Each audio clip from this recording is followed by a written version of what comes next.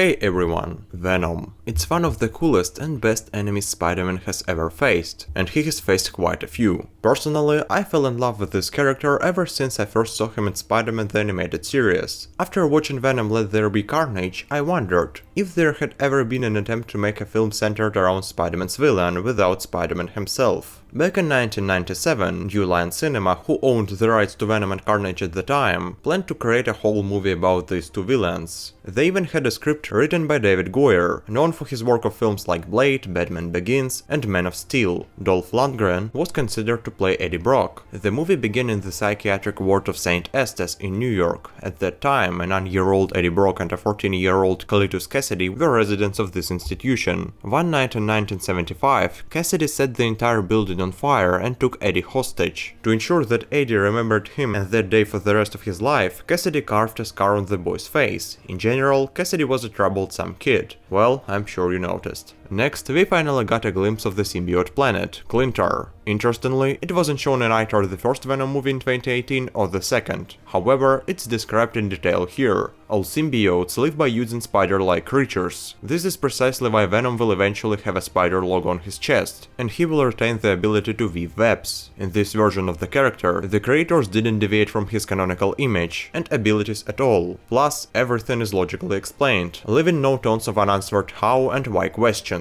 Right after that, one of the symbiotes escapes from the planet on a rescue capsule, along with its host. Eventually they land on Earth, somewhere in the United States. The Blood Hunter, also known as the Red Symbiote, follows them, and his mission is to catch the fugitive, wants to thwart the entire race's plans. It's been 20 years, and during this time, Eddie Brock has become a journalist. One day, he wrote an article titled Venom, which tells the story of the serial killer Cletus Cassidy, and all his horrifying deeds. But now, Eddie's career isn't going so well, that's why he has to work for the yellow newspaper Daily Weekly, while Cassidy, over the years, has become a worldwide celebrity. In the past 20 years, he has personally killed more than 70 people. Anyone could witness his death as it will be broadcast on television. Despite all Cassidy's brutal murders, he has hordes of fans. They call Cassidy Carnage and themselves his sons. All fans support him in what he does because they believe the world needs to be thrown into chaos. This theme is explored much better here than in Venom Let There Be Carnage, where there is only one line about it from Cassidy when he asks Brock to quote one of his phrases. Eddie is facing one setback after another. He is on the verge of being evicted from his apartment, dealing with significant financial problems, and his editor dislikes that he is trying to be an honest photojournalist, rather than a mere paparazzo, leading to his dismissal from the newspaper. After that, he decides to go to a bar and finally have a drink. In the same place, he gets into a fight with Carnage's sons, who consider the mentally disturbed maniac a hero. Upon returning home, Eddie is targeted by robbers, but the poor Brock only has $1 in his pocket. At that moment, a capsule with a dark symbiote fugitive crashes nearby. The spider-like host didn't survive the landing, so the symbiote merges with Eddie, and Venom finally emerges. He takes care of the robbers, and returns to the bar to confront the Carnage's sons he fought with earlier. However, due to his actions, the barmaid is nearly killed, and this is when he realizes that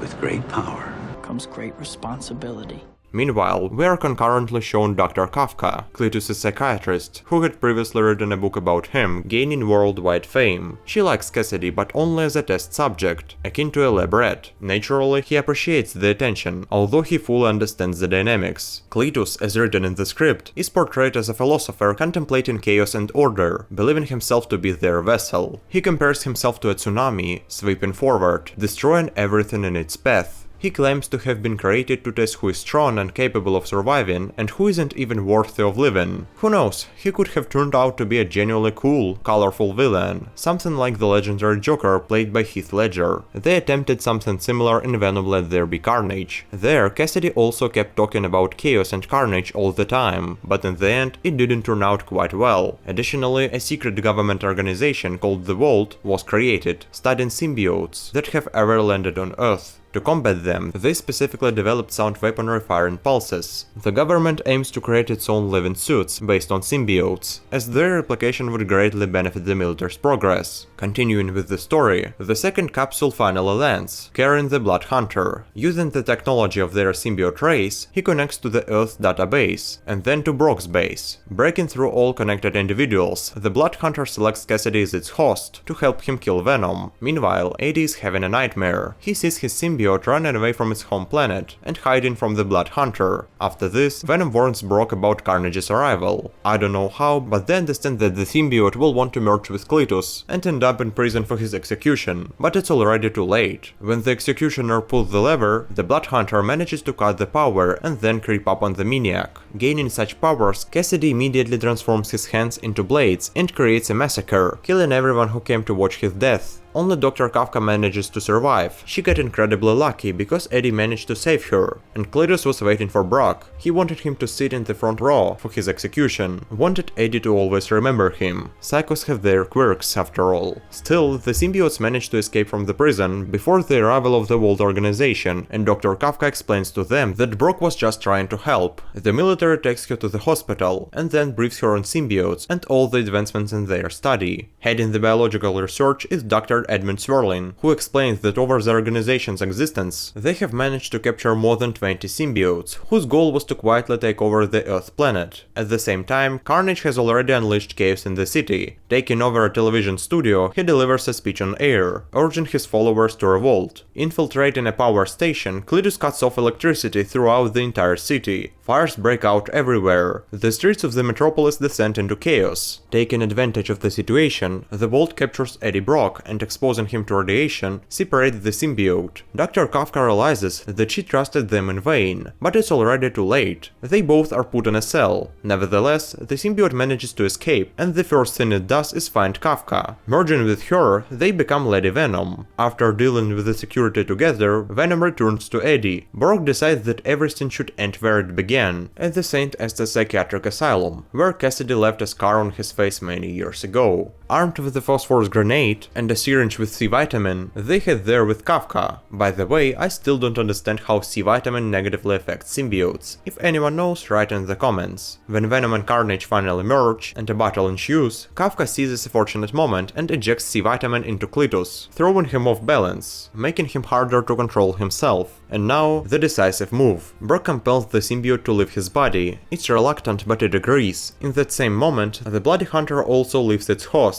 and attacks Venom, but Brock throws a grenade into the center of the battle. In the final seconds, Cassidy pulls the same stunt from Sam Raimi's Spider-Man 3. He jumps into the epicenter of the explosion, perishing with the symbiotes. Although all the events in the movie unfold in just 2 days, Eddie has already grown deeply attached to Venom, making it incredibly difficult for him to watch as the symbiote calls out to him plaintively before its demise. In the finale, during Brock and Kafka's stroll through the park, they chat about how the nightmare has finally ended, and all the symbiotes are behind them. Afterward, she hugs Eddie, and he, looking into the camera, smiles in a not-so-human way, thereby proving that Venom is alive. Honestly, I like this plot more than 2018 Venom movie, at least because everything here is logical, with no inconsistencies, plot holes, or anything like that present in Sony's movie. The villain here is just fantastic. Cassidy is a real lunatic, genuinely dangerous, and bringing chaos with him. It's not like some Mr. Drake. What's his backstory? Well, there wasn't one at all. And what are his motives? In short, he's bad and empty. There is nothing to say about him. And what about Carnage in Venom's sequel? This one is more interesting. I can't say they completely messed him up, but the chaos that Cassidy kept talking about never really happened. Yes, he destroyed Ravencroft and the prison where they held him, that's it. Well, he also threw some cars into the river. In general, in this 1997 scenario, Cletus is an interesting personality with his crazy yet intriguing views on the world. Also, a special mention in the script goes to the action. Not only is Brock covered by the symbiote most of the time, but the scenes they do with Carnage are mind-blowing. For instance, Venom became invincible a few times, blending with the surroundings. He could separate particles from himself and control them. Once, he caught a thug by throwing a piece of the symbiote at him, and then a head grew there. But Carnage here is just something incredible. Yeah, he also turned his hands into blades and could shoot with them, as in Venom Let There Be Carnage, but in addition, here, he can take on the appearances of other people. However, the real craziness kicks in when he grows multiple symbiotic heads and speaks through all of them simultaneously. It's just madness, and there are countless moments like that. Basically, it becomes clear why the movie was never made. For 1997, the special effects were not too advanced, so the budget was never allocated. The entire script feels lively and gripping, with many interesting supporting characters encountered on Brock's journey, each with their distinct instinct and well-developed traits. For instance, Colonel Marsh, who isn't intimidated even by a huge symbiote with blades and weapons for hands. It's really a shame that the movie never came out. Judging by the script, this superhero movie wasn't like everything else at that time. But you, my dear viewers, click on the like button, subscribe to the channel, write what you think about it in the comments below. We'll see you soon.